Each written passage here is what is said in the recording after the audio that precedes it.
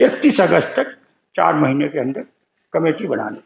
اور انہوں نے جج صاحب نے مطلب بینچ نے یہ لکھا ہے، آرڈر کی کاپی آپ لوگوں کو بھیجوں گا بھی، یہ ہے بھی کہ فلاں سیکشن میں اتنے، فلاں سیکشن میں اتنے، فلاں سیکشن میں اتنے، فلاں سیکشن میں اتنے. 3 مہینہ ہو گیا، ابھی تک کوئی کمیٹی نہیں. اس کا معاملہ یہ ہے کہ حج کمیٹی آف انڈیا 20 جون 2019 میں دوبارہ بن جانی چاہیے تھی. 2016 میں بھی اس حکومت میں جو حج کمیٹی آف انڈیا بنائی، اس میں 3 عالم دین جو مفتی مسلم قانون داں کی جگہ اپنے لوگوں کو رکھا جو قانون داں نہیں تھے. وہ آپ کسی کو رکھیے، ہمیں اس سے کوئی اعتراض نہیں، لیکن جو ڈگری ہے، جو مانگ ہے، وہ تو رہنا چاہیے. تو مسلم قانون داں وہ نہیں تھے. جو شیعہ عالم دین کا الفاظ لکھا ہے، وہ شیعہ تھے بھی نہیں جنہیں رکھا گیا کسی. جو 2016 سے 19 تک کمیٹی چلنی تھی، اس کمیٹی کو فروری 2019 میں یعنی ختم ہونے کے 4 ماہ پہلے بن جانا چاہیے تھا ایکٹ کے مطابق. وہ نہیں بنی. اس کمیٹی کو 2 بار 6 ماہ کا ایکسٹینشن دیا گیا، اودھی بڑھائی گئی. اب آپ یہ بتائیں کہ 2 بار، یہ کبھی روایت میں حج کمیٹی آف انڈیا کے پورے اس میں نہیں ہے کہ 2 بار بڑھائی گئی ہو. ٹھیک ہے، 2 بار بڑھ گئی. 20 جون 2020 کو اس کی مدت ختم ہو رہی تھی. فروری 2020 میں یہ کمیٹی بن جانی چاہیے، نہیں بنی. اور اس کے بعد اسی کمیٹی میں ایک نہ رول میں ہے، نہ تو ایکٹ میں ہے، نہ ہی روایت رہی. ایک ایکٹنگ پریسیڈنٹ، کارکاری ادھیکش، کارگزار صدر بنا دیا گیا. اور ظاہر ہے کہ ان سے کام لیا گیا ہے، وہ غلط کام لیے گئے ہیں، غیر قانونی کام لیے گئے ہیں. تو 20 جون 2020 کے بعد کوئی کمیٹی رہی ہی نہیں. اس کے بعد ان سے کام کیا لیا گیا؟ بہت سا غلط.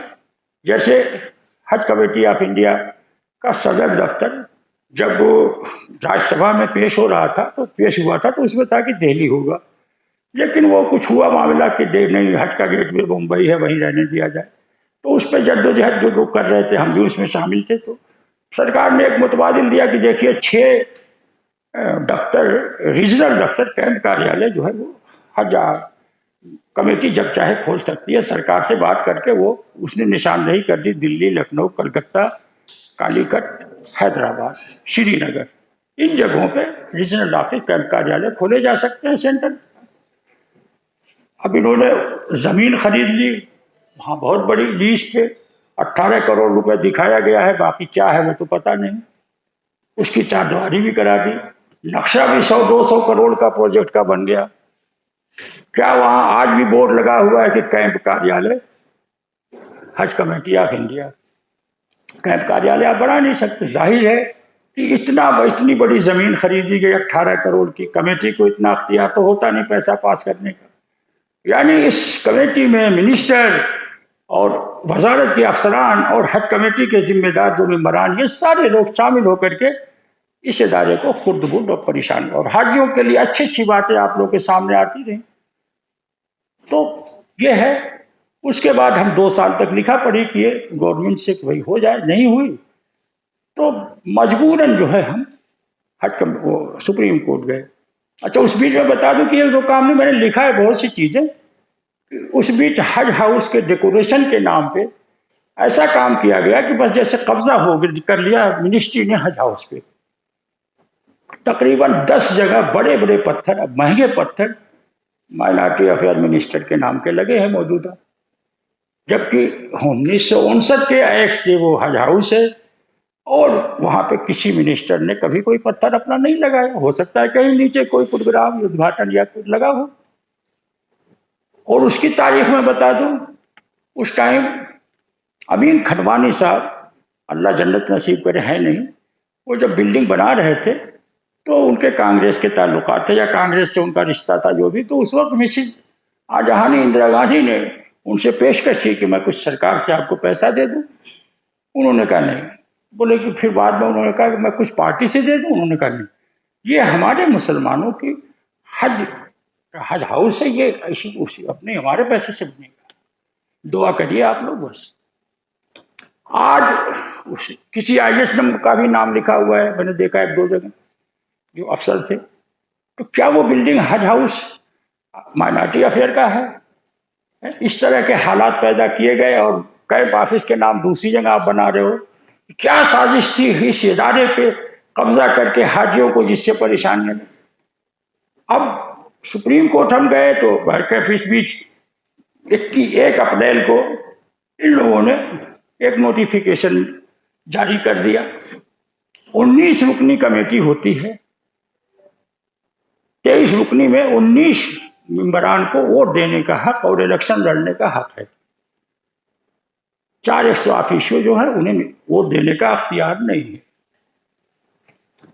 ان صاحبان نے جو بھی کیا وہ 7 ممبران کا نوٹیفیکیشن ہوا، جس میں 3 ممبران ایسے رکھے گئے کہ 2 رکھے گئے وہ مسلم قانون داں کے کوٹے میں جنہیں مفتی عالم ہونا چاہیے تھا، مسلم دھرم گرو ہونا چاہیے تھا. اس میں عبداللہ کٹی صاحب سابق ممبر پارلیمنٹ بی جے پی کے جو بھی عہدے دار رہے ہوں انہیں عالم کوٹے میں رکھ لیا گیا، مفتی قانون داں. اور ایک شیعہ ہے ہی نہیں، دوسری جماعت کے وہ ہیں، میں ان کا کیا پرچار کروں. تو وہ شیعہ عالم دین کوٹے میں ضیاء الدین زیوری کا نام رکھ لیا. اور اس کے بعد راج سبھا کا ایک ان کے اپنے آدمی تھے، فٹافٹ نام آ گیا ظفر اسلام صاحب کا، انہیں رکھ لیا. اور ظفر اسلام صاحب کا یہ قصہ ہے کہ ان کی مدت 2-3-4 ماہ میں ختم ہونے والی تھی. اس کے پہلے وہ راج سبھا کوٹے سے یو پی حج کمیٹی میں دسمبر میں ممبر ہو چکے تھے. اور سب نوٹیفیکیشن ہے. خیر اس طرح سے ایک کیرلا سے نام منگا کے 8 ممبران میں الیکشن کرا دیا، چیئرمین اور وائس چیئرمین کا. آپ بتائیے 23 ممبران ہیں، 23 چھوڑیے 19 ہیں. 19 میں آپ 8 وہ بھی 3 غلط، 3 ایک چلیے ایم پی صاحب کو ماننے ہو سکتا ہے کوئی جو بھی ہو، لیکن 2 تو بالکل غلط. اس طرح سے کتنا ہم لوگ اس حکومت اور اس کے خلاف کیسے کیسے کیا کریں. یہ ہے میں درد لے کے آیا ہوں، میں آپ لوگوں سے بات کر رہا ہوں. یہ حج کا معاملہ میں نے پہلے کہا، میں کسی سیاسی جماعت کر رہی ہوں، میں کسی حکومت کی تنقید نہیں کر رہا ہوں. میں اس ادارے کو بچانے کی بات کر رہا ہوں کہ یہ ادارہ ہمارا ہے، پیسہ ہمارا ہے، ہم جاتے ہیں ہر سال، ہم ہر سال پیسہ دیتے ہیں. آپ ہمیں کیا دیے؟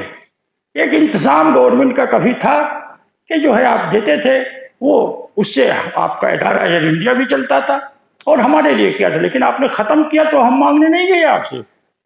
تو ٹھیک ہے وہ انتظام تھا، جیسے سڑک بنی ہے سب لوگ جا رہے ہیں ہم بھی جا رہے ہیں، تو ایک انتظام تھا ایئر انڈیا کا اور ہمارا وہ تھا کہ ہمیں بھی فائدہ تھا انہیں بھی فائدہ تھا. خیر ٹھیک ہے برک ہے. تو اب پھر ہم سپریم کورٹ گئے تو انہوں نے یہ بیچ میں کر دیا، کہا کمیٹی بن گئی عدالت، اور اس کو گمراہ کیا انہوں نے عوام کو. خیر بہر کے اس کا مقابلہ ہوا اور 27/3/2023 کو یہ فیصلہ ہوا کہ 3 مہینے کے اندر آپ کمیٹی بنا لیجئے. انہوں نے کہا وہ اچھا اس بیچ اسٹیٹ کی بھی کمیٹیاں ختم ہو رہی تھی، نہیں بن رہی تھی دوبارہ، میں کہاں نام وہ بیشتر نہیں تھی. تو ہم نے جب ریٹ ڈالا تو ہم نے کہا بھائی اسٹیٹ کو بھی بنواؤ، یہ بھی کرو. کام تو ان کا ہے سیکشن 17 میں، لیکن انہوں نے نہیں کیا، مجبوراً ہم نے کیا. خیر اسٹیٹ 9 ہیئرنگ میں، سپریم کورٹ کی 9 ہیئرنگ میں اسٹیٹ بن گئی جو اس وقت نہیں تھی. اس کے بعد جسٹس نذیر صاحب ریٹائر ہو گئے تو چیف جسٹس آف انڈیا کے پاس ہی ہماری فائل مقدمہ گیا. بعد کہ انہوں نے جیسے بھی ان کے پاس سامنے جب پیش ہوا تو انہوں نے فیصلہ کیا کہ 27/3 میں 3 مہینے کے اندر بنا لی جائے. اس لیز والی زمین کو ہم نے ناجائز اس کا بھی ڈالا تھا اس میں، تو انہوں نے کہا یہ لیز کا معاملہ ہے، یہ الگ رہے گا، کمیٹی کا یہ ہے، اس کو الگ سے آئیے. خیر وہ ٹھیک ہے، وہ دیکھا جائے گا کیا ہے. کہ وہ کام وام اسی وقت رک گیا تھا جو بھی ہو.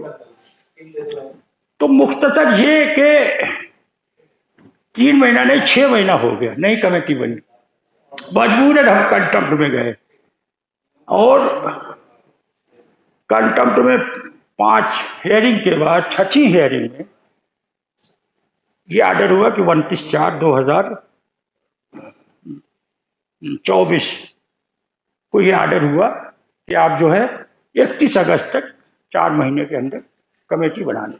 اور انہوں نے جج صاحب نے मतलब बेंच ने ये लिखा है, आर्डर की कॉपी आप लोगों को भेजूंगा भी, यह भी कि फला सेक्शन में इतने, फला सेक्शन में इतने, फला सेक्शन में इतने, फला सेक्शन में इतने। 3 महीना हो गया, अभी तक कोई कमेटी नहीं। इस तरह से इसको बनाया गया कि किसी की वहाँ पे वो ये कहा जाए कि खुद मुख्तारी नहीं है। अगर 4 हमारे वहाँ पे गवर्नमेंट के ज्वाइंट सेक्रेटरी के एक्स ऑफिशियो मेंबर है, वो नुमाइंदगी कर रहे हैं सरकार की कि गलत काम कोई ना हो, तो यहाँ भी ऐसा है कि 3 लोकसभा से मेंबर है पार्लियामेंट के, 1 राज्यसभा से, 2 लोकसभा से, और 9 लोग स्टेट हज कमेटियों से इलेक्ट होके आते हैं। तो जाहिर है किसी एक पार्टी के नहीं होंगे, एक जहन के नहीं होंगे। और तीसरी बात यह है कि उसमें ये मजहबी इदारा हमारा था, तो जो 7 लोग वजीर आज़म को नॉमिनेट करने का जो अख्तियार है, जो होता है, उसमें भी कैटेगरी बनाई गई कि 3 हमारे आलिम दीन होंगे, चूँकि ये मजहबी मामला है, मजहबी सफ़र है।